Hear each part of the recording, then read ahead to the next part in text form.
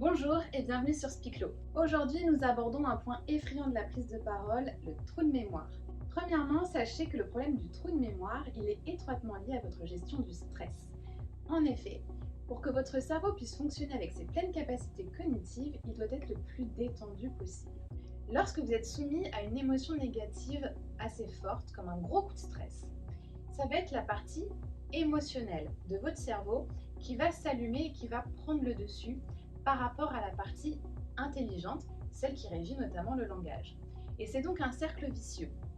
Plus vous allez stresser, plus vous allez avoir tendance à oublier ce que vous allez dire, plus ça va vous stresser et moins vous allez retrouver ce que vous deviez dire. Par ailleurs, souvenez-vous, je vous en ai déjà parlé, votre cerveau, il ne fonctionne qu'à l'oxygène.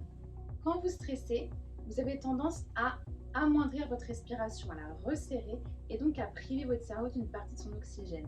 Exactement comme une voiture qu'on prive d'essence et qui bug. Ça veut dire que si vous êtes soumis à une émotion forte, comme un stress, un trou de mémoire, votre cerveau émotionnel prend le dessus, vous retrouvez de moins en moins ce que vous deviez dire, le stress continue de monter, vous respirez de moins en moins, ce qui rajoute du stress au stress, et c'est la spirale infernale. Plus on avance, moins vous retrouvez ce que vous deviez dire, plus vous êtes en panique. La solution, elle va donc être toute bête. Si vous êtes face à un trou de mémoire, surtout ne laissez pas le stress vous envahir et ayez le bon réflexe. Respirez. Remettez de l'essence dans la voiture, c'est exactement le même principe. Restez calme, restez ancré, ne vous démobilisez pas et prenez une inspiration. Et je vous garantis que l'information va vous revenir très rapidement. Bien sûr, une façon de lutter contre le trou de mémoire, c'est de connaître au mieux son sujet.